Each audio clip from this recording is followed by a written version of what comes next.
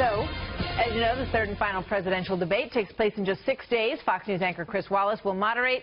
He is revealing his questions will cover 6 topics, though not necessarily in this order: debt and entitlements, immigration, the economy, the Supreme Court, foreign hotspots, and fitness to be president. A lot to pack in. Where will he go first, we wonder?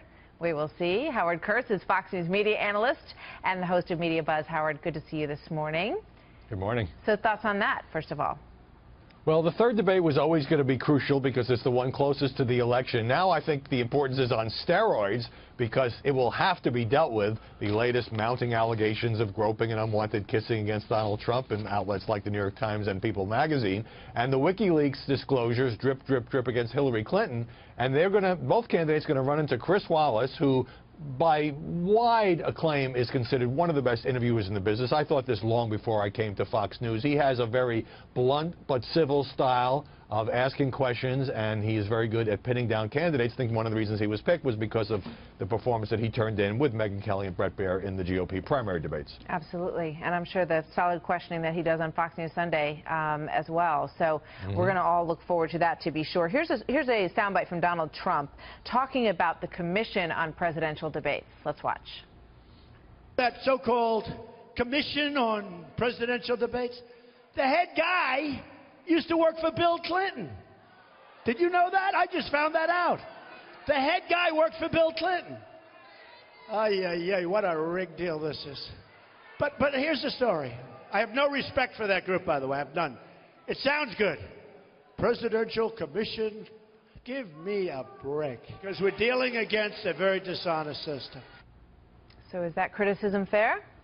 Mike McCurry, who Trump is referring to, is indeed a former White House press secretary for Bill Clinton, but he is the co-chairman of the commission. The other co-chairman, as you know, is Frank Fahrenkopf, a former chairman of the RNC. So it's a fair and balanced commission, which for the first time in the 20-year history of Fox News picked moderators not only from CNN and NBC and ABC and CBS, but one from Fox. So I'm not quite sure why Trump is upset with the commission. Yeah, understood. All right, let's talk about Donna Brazile, because yesterday we reported that one of the questions that was asked of Hillary Clinton in a primary town hall sounded quite a bit like a question that she had sent an email about, and, you know, made in reference to, well, sometimes I get a look at the questions ahead of time. But yesterday, later, Howard, it came out that, in fact, there was a verbatim, it was verbatim, the version that was in an email of hers.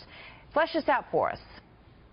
Well, you know, I was willing to give Donna Brazile the benefit of the doubt. I spoke to her. She said she was flabbergasted that she never got any questions from CNN. But now we learn that the co-moderator of that town hall debate last March with both Clinton and Bernie Sanders was Roland Martin, and that he had sent an email with, among the questions he was going to ask was one on the death penalty. And again, the wording was almost precise to what Donna Brazile, who was a CNN contributor at the time, as well as vice chair of the DNC, sent to the Clinton campaign saying, here's one that I'm worried about. So she could have gotten it from Roland Martin. This does not look good for her. It does not look good for CNN. And it adds to the perception out there that there is a certain coziness between some members of the mainstream media, commentators, journalists, and others. I mean, and the Hillary shocking. Clinton I mean, nobody campaign. should have any access to those questions. You know, the American people expect a very fair process, and that everybody comes in there with the same amount of you know, understanding of what could come at them, which is anything, basically, within the confines of the subjects that are discussed. I want to get your thoughts on the New York Times, because Donald Trump says that he is suing them, that the stories that they printed about these 2 women are very thin in terms of the substantiation.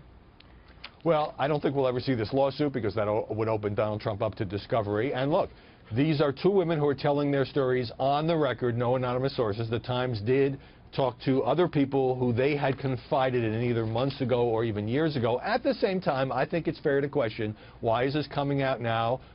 You know, why we have these women, we have the People magazine writer with a first-person account of being the recipient of an unwanted kiss and advance from Donald Trump. It does sort of raise questions about the timing, and of course, given the nature of this and coming after the Access Hollywood tape and the debate in which Trump told Anderson Cooper he may have engaged in locker room talk but didn't actually do these things, this is going to, I think, dominate the media coverage for the next couple of days.